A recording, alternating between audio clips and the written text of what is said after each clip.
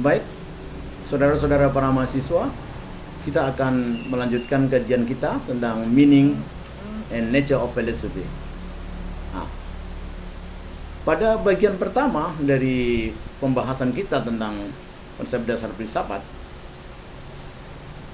kita sudah membahas tentang meaning of philosophy. Berikutnya kita akan berbicara tentang the nature of philosophy.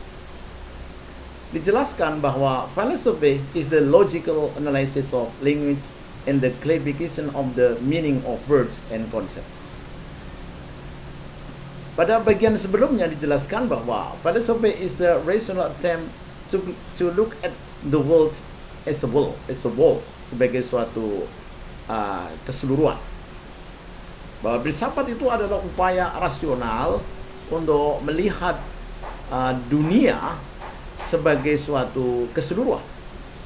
Dalam pengertian ini, ya, philosophy seek to combine the conclusion of the various sciences and human experience into some kinds of consistent worldview. Philosopher wish to see life not with the specialized slant of the scientist or business person or the artist, but with the overall view of someone cognizant of life as totality. Jadi filsafat berusaha untuk memadukan kesimpulan-kesimpulan dari berbagai ilmu pengetahuan dan pengalaman manusia ke dalam suatu pandangan dunia yang beberapa jenis pandangan dunia yang konsisten.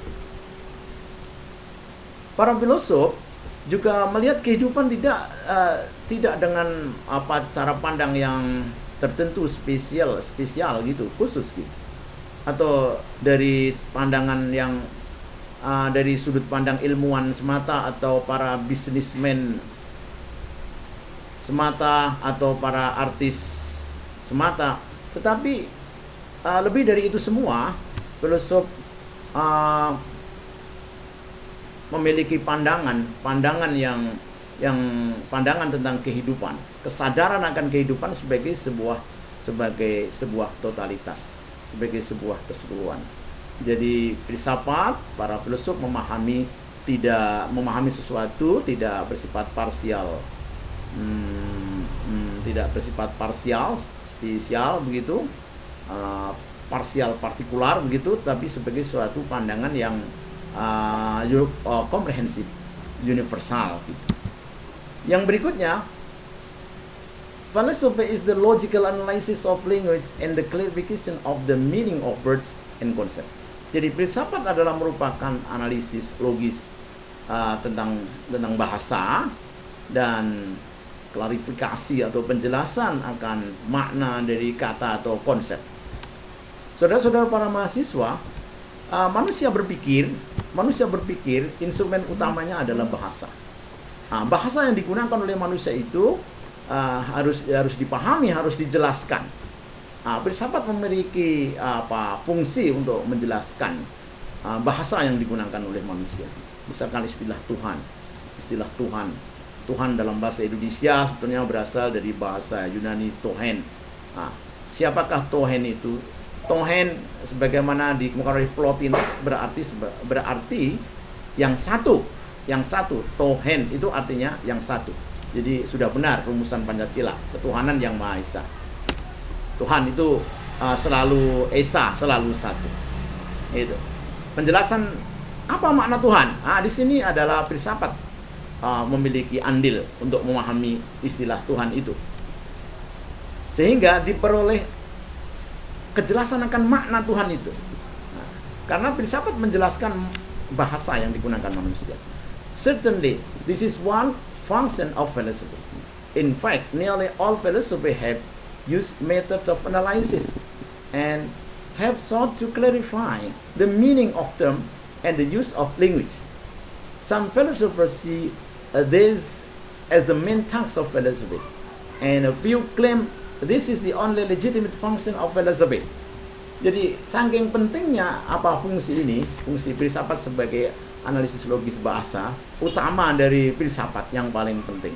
Bahkan beberapa filosof mengklaim inilah fungsi yang satu-satunya fungsi yang legitimate, the only legitimate function of philosophy. Luar biasa, seperti itu. Bisa dikatakan ini adalah filsafat bahasa, the philosophy of language, atau analytical philosophy, filsafat analisis. Berikutnya dijelaskan, philosophy is a group of perennial problem that interest people and for which philosophers always have short answers. Dijelaskan juga oleh Harold Titus dalam Living Issues and Philosophy. Titus menulis bahwa philosophy is a group of problems as well as theories about the solution of these problems. Jadi menurut Titus, filsafat adalah sekumpulan masalah. Juga teori-teori tentang solusi dari permasalahan-permasalahan itu. Nah, philosophy phrases its inquiry into deepest problem of human existence. Some of philosophical questions raised in the past have been answered in a manner satisfactory to the majority of philosophers. Many questions, however, have been answered only tentatively, and many problems remain unsolved. What is truth, for example? What is the distinction between right and wrong? And what is life? And why I am here? Jadi para filosof berusaha untuk memecahkan permasalahan-permasalahan yang dihadapi, permasalahan-permasalahan yang berhubungan dengan kehidupannya, permasalahan-permasalahan yang berhubungan dengan alam semesta. Yang kadang-kadang manusia lainnya tidak memikirkan itu, yang biasanya tidak dipikirkan secara kritis, tapi para filosof dengan filsafatnya mempertanyakan itu secara mendalam. Sebagian pertanyaan sudah dijawab oleh para filosof secara memuaskan, tapi banyak persoalan yang belum terselesaikan oleh para filosof. Artinya jawabannya masih bersifat sangat tentatif, only tentatively, and many problems remain unsolved. Seperti apa? Like, what is truth? Apa itu kebenaran? What is the distinction between right and wrong? Apakah perbedaan antara benar dan salah? What is life? Apa kehidupan itu? And why I'm here? Dan mengapa saya di sini? Nah, itu adalah hakikat dari filsafat, saudara-saudara sekalian. Sebetulnya, jadi dapat kita jelaskan, ya, kalau menurut Harold Titus itu ada lima hakikat dari filsafat. Yang pertama adalah philosophy is a personal attitude toward life in the universe. Yang berikutnya adalah philosophy is a method of reflective thinking and reason inquiry. Dan the third is philosophy is an attempt to gain a view of the world.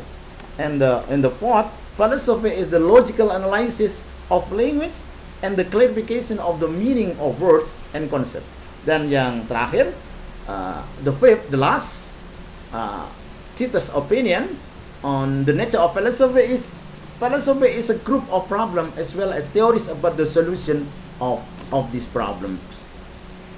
Saya kira itu, saudara-saudara, tentang hakikat filsafat. Yang selanjutnya kita akan membahas tentang the importance of philosophy. Ada beberapa ada beberapa fungsi dari filsafat. Apa pentingnya filsafat bagi kehidupan manusia? Silakan, ada dalam slide sudah diceritakan.